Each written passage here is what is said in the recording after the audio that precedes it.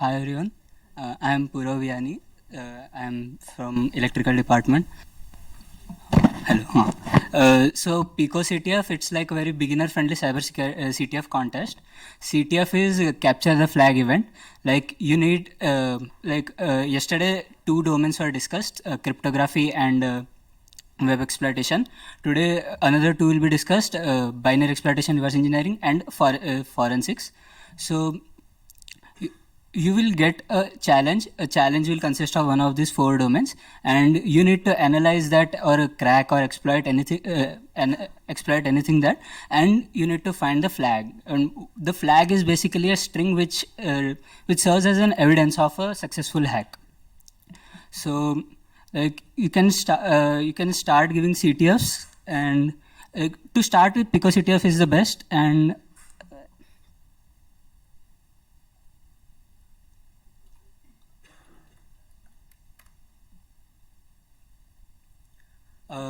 this is like the site of cybersecurity where all the CTFs are hosted. You can see that these all CTFs are running. So you can register for them from here, and you can give the CTFs. And it's okay if you don't if you don't get how to solve the questions, you can always read the write-ups. Write-ups are a very good way to learn cybersecurity, actually. Um, and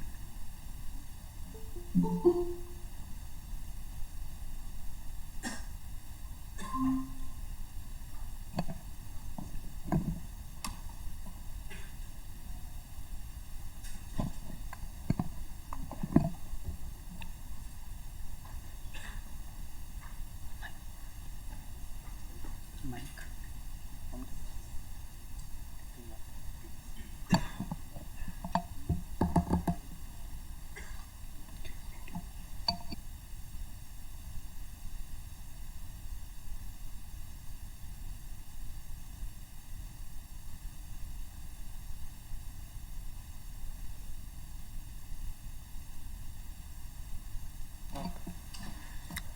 Um, Hello. So we have Sudhakar Verma with us.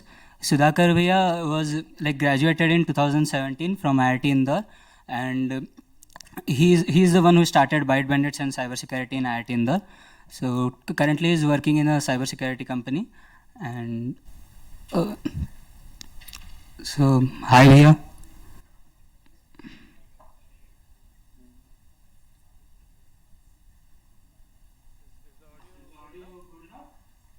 Yes.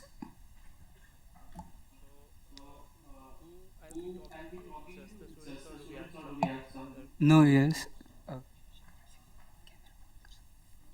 yeah, we have the students.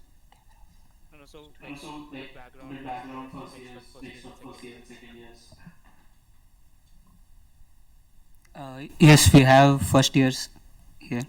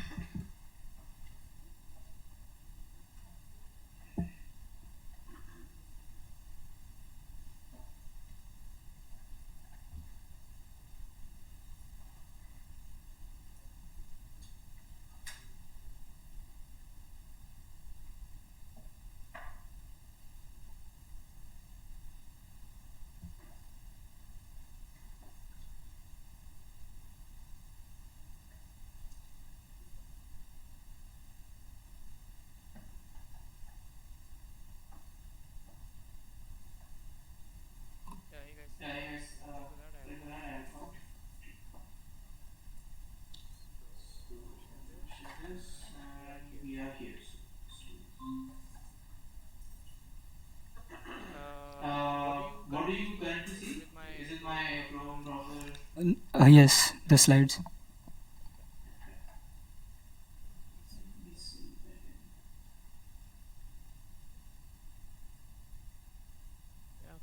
For some reason, it's not.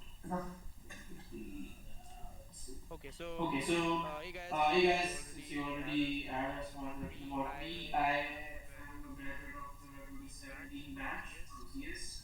I used I used to to like like doing doing security security. even when I Even when joined in I the first joined year. in the I had first year, some I idea had of some what I idea of wanted to what I do, wanted to do. and And basically I basically, I asked my asked seniors my around seniors like around, like, what is the what approach, is how the can approach, how I can do I stuff like do this, or stuff how like can this, I or get a how can job I get a job in in security. security. I enjoyed. I might I might enjoy enjoy doing that. So doing that. as So a someone as who someone passed who plus passed two plus two with a bit with of a bit of CS CS experiences in experiences, JavaScript, Java, JavaScript, and Java, and some MySQL, some I didn't MySQL, have a I lot didn't of have a lot experience. of So experience. So based on that, I based on like that, I doing like doing Reddit Reddit blogs blogs about people about doing people great doing work in great work in security, security. and when And I when I joined, most joined, of my most seniors of my weren't seniors doing that. weren't doing that. And And mostly college mostly life college focused life around focused doing around doing ICPC and ICPC other and other competitive programs. programs.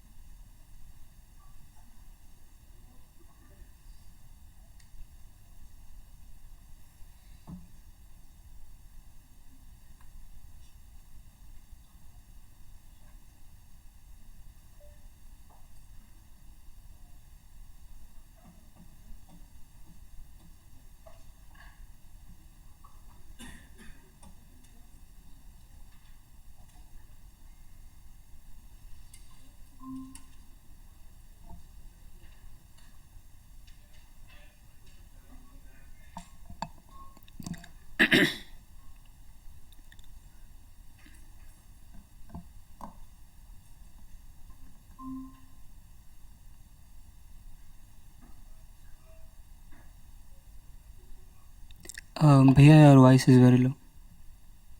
Is it better Is now? it better now? Yes. Okay.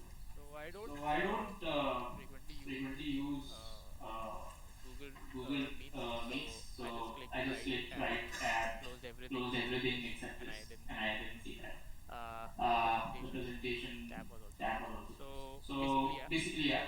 So So when I started when in I college, started in college, I did not did have not have that much that much background. I got to background. know I about got to know about GTMs, I knew a GTMs, little I bit knew a little bit IRCs, IRCs, and and while playing while CTFs, I playing found CTFs, out I that found this is out the that this area is of the area of challenges that I like. challenges that So I like. CTF So is CTF is basically a hacking basically a hacking contest where the contest where the organizers will give you organizers a will give broken you a system broken which system might be which might be vulnerable, vulnerable, and it's your and job, it's your job, or or basically within basically CTF within you need to CTF you find need to out find out how how to to exploit these exploit these systems to get systems to something get called the something flag, called the which is flag, which usually is the usually string. the So string. for So, for example, they might example, they might deploy a deploy a vulnerable vulnerable website website under like under a like CTF a as a CTF CTF as a CTF exercise, and they exercise, might ask and they you to might have a ask you look to at have it a and look at find it out and find out to how to to how to compromise that compromise website, that or how to website, or how extract to more extract more information other information than other what's than already what's being already conveyed. being So the conveyed. flag So the might flag be might be saved in some saved file in on the some disk, file on the and you disk, might and you need to get might need code to get code execution to execution to finally tap that. finally tap that. So while playing So while CTFs, playing I found CTF, out I that found out this is that the this area is of the area